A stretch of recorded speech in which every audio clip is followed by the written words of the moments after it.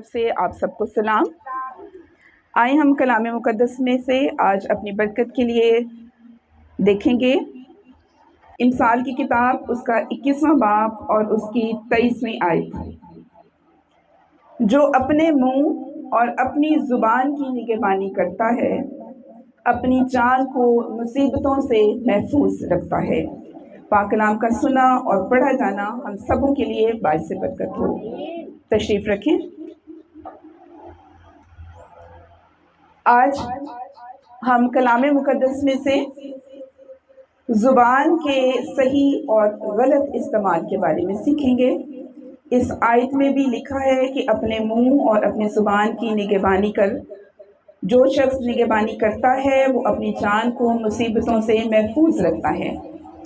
ज़ुबान बेशक जिस्म का एक छोटा सा उज़्व है, शायद सारे उज़्व में से एक छोटा और पोशीदा उज़्व है, लेकिन ये इंसान की हलाकत का बायस बन सकता है अगर हम इसका सही इस्तेमाल नहीं करते और अगर इसको नाप तोल कर और कलाम मुक़द्दस के मुताबिक हिकमत के साथ, दानाई के साथ इसका इस्तेमाल करते हैं तो हम ना सिर्फ अपने लिए बल्कि दूसरों के लिए भी बरकत का वसीला बनते हैं।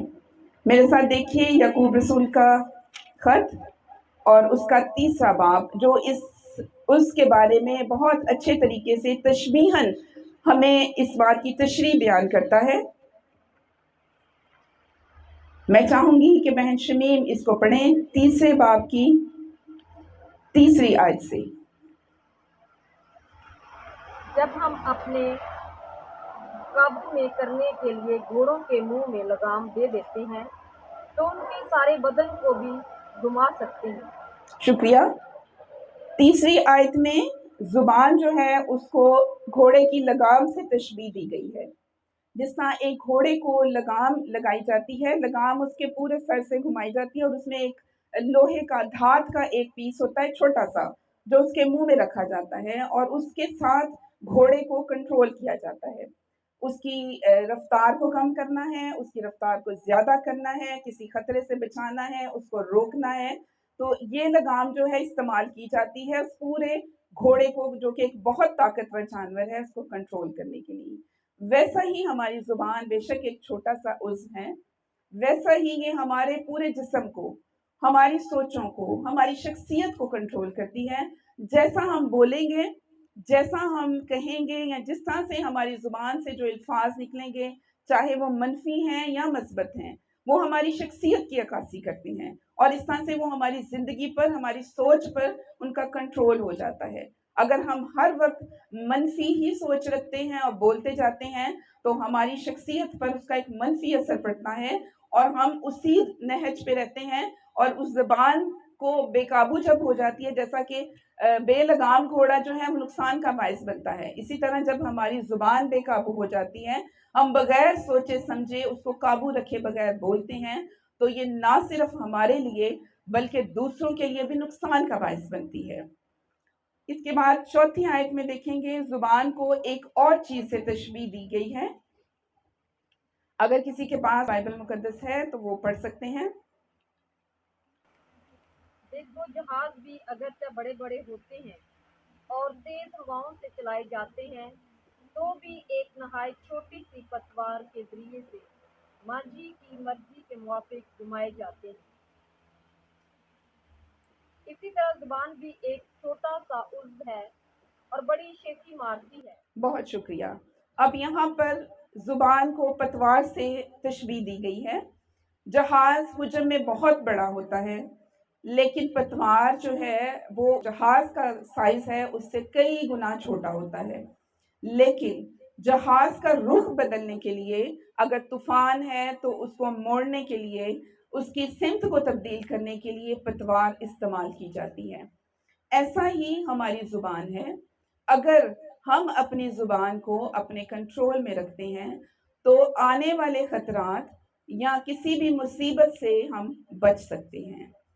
इसी तरह आगे चल के देखेंगे ज़ुबान जो है उसको आग से तशबीह दी गई है। इसे अगली आयत में लिखा है, देखो थोड़ी सी आग से कितने बड़े जंगल में आग लग जाती है। ज़ुबान भी एक आग है। زبان ہمارے اعضاء میں شرارت کا ایک عالم ہے اور سارے جسم کو داغ لگاتی ہے اور دائرہ دنیا کو آگ لگا دیتی ہے اور جہنم کی آگ سے جلتی رہتی ہے۔ اب یہاں پر زبان کو آگ سے تشبیہ دی گئی ہے، جس طرح ماچس کی ایک چھوٹی سی جو تیلی ہے آگ لگا کر جھاڑی میں پھینک دی جائے تو وہ جھاڑی بہت تیز آگ پکڑ لیتی ہے، اس جھاڑی سے جنگل کو آگ لگ سکتی ہے اور اس طرح ایک بہت بڑی تباہی اور بربادی کا وسیلہ بنتی ہے۔ اسی طرح جب ہم بولتے ہیں، بات کرتے ہیں، تو بعض اوقات ہماری ایک چھوٹی سی بات کسی دوسرے شخص کے لیے ٹھوکر کا باعث بن سکتی ہے، اور شاید وہ ایمان میں اتنا نیچے چلا جائے، بجائے ترقی کرنے کے، مضبوط ہونے کے، ہماری کسی چھوٹی سی بات سے وہ شخص تباہی اور بربادی کی طرف روحانی طور پر چلا جاتا ہے اور اس طرح سے وہ جہنم کا ایندھن بن جاتا ہے۔ ہمیں اپنی زبان کو لوگوں کی روحانی ترقی کے لیے استعمال کرنا ہے، کلام میں رہنا ہے، خدا میں رہنا ہے، تاکہ ہماری زبان جو ہے وہ لوگوں کے لیے روحانی ترقی اور بہتری کا وسیلہ بنے، نہ کہ دوسروں کی بربادی کا وسیلہ بنے۔ یہاں پر بات ہوئی کہ اعضاء میں شرارت کا ایک عالم ہے۔ یہاں پر جو لفظ عالم بیان کیا گیا ہے وہ ہمیں بتاتا ہے کہ بہت زیادہ تعداد، یعنی زبان جو ہے اگر شرارت کی طرف چلی جائے یا اس سے ہم غلط بات کرتے ہیں، شرارت کی بات کرتے ہیں، تو وہ اس قدر بڑھ جاتی ہے آگ کی طرح کہ وہ بہت بڑی تباہی، بہت بڑے پیمانے پر وہ بڑی تباہی کا باعث بن سکتی ہے۔ اس کے بعد زبان جو ہے اس کو آگے چل کے دیکھیں گے، زبان ایک بلا ہے۔ یہاں پر آیت نمبر ہے 8ویں آیت میں لکھا ہے، مگر زبان کو کوئی آدمی قابو میں نہیں کر سکتا، وہ ایک بلا ہے جو کبھی رکتی نہیں۔ یہ چوتھی بات ہے، چوتھی جو چیز ہے بلا، اس سے زبان کو تشبیہ دی جا رہی ہے کہ جس طرح بلا رکتی نہیں، اگر ہم عادی کر لیتے ہیں نا اپنے آپ کو برائیوں کا، چغل خوری کا، عیب جوئی کا، الزام تراشی کی عادت ڈال لیں اور اپنی زبان کو روکیں گے نہیں تو یہ رکتی ہی نہیں، یہ بلا کی طرح چلتی بڑھتی ہی جائے گی اور تباہی کرتی ہی جائے گی۔ یہ ہمارے اختیار میں ہے، لیکن اس کا علاج کس کے پاس ہے؟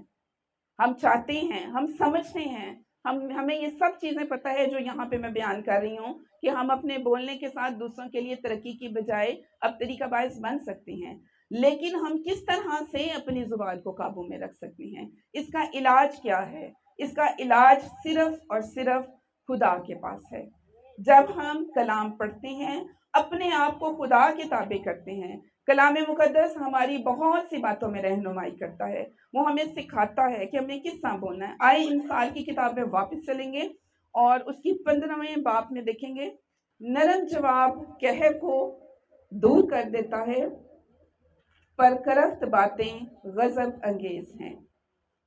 داناؤں کی زبان علم کا درست بیان کرتی ہے، پر احمقوں کا منہ حماقت اگلتا ہے۔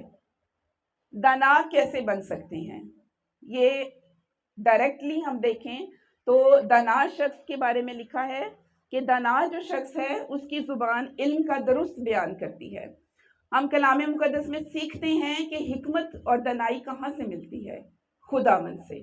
تو خدا ہی جو ہے وہ دانائی بخشتا ہے، اور جب دانا انسان ہوگا تو وہ اپنی زبان کا استعمال صحیح کرے گا، وہ بابرکت ہوگا، وہ ایسی بات کرے گا جو دوسروں کے لیے برکت کا باعث ہوگی، اس کا بولنا روحوں کی ترقی کے لیے ہوگا۔ زبان کا استعمال کرنے کے لیے، صحیح استعمال کرنے کے لیے آج ہمیں ضرورت ہے کہ ہم خدا کے پاس آئیں، اس کی حضوری میں جھکیں، اس سے حکمت، اس سے دانائی مانگیں، وہی ہمیں فضل دے گا کہ ہم نے اپنی زندگیوں کے لیے اور دوسروں کی زندگیوں کے لیے اپنی زبان کا استعمال کیسے کرنا ہے۔ کلام مقدس میں قدرت کا ایک قانون ہے جو بیان کیا گیا ہے کہ ایک چشمہ جو ہے اس سے 2 طرح کا پانی نہیں نکل سکتا۔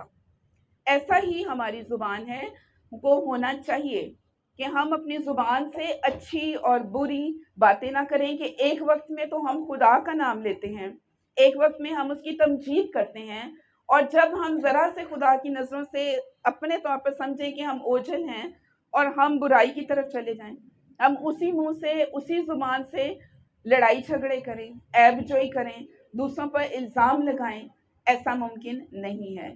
کلام ہمیں یہ سکھاتا ہے، قدرت کے اس قانون کو دیکھتے ہوئے ہم نے مسلسل اپنی زبان کو اچھی بات کے لیے، حکمت کی بات کے لیے استعمال کرنا ہے، تاکہ ہمارا بولنا دوسروں کے لیے برکت کا وسیلہ ہو۔ آئیں ہم خداوند سے دعا مانگیں کہ خدا ہمیں اس کلام کے وسیلہ سے برکت دے اور ہمیں فضل بخشے کہ یہ جو چھوٹا سا عضو ہمارے بدن میں ہے، ہمیں اس کو صحیح طور پر استعمال کرنا ہے۔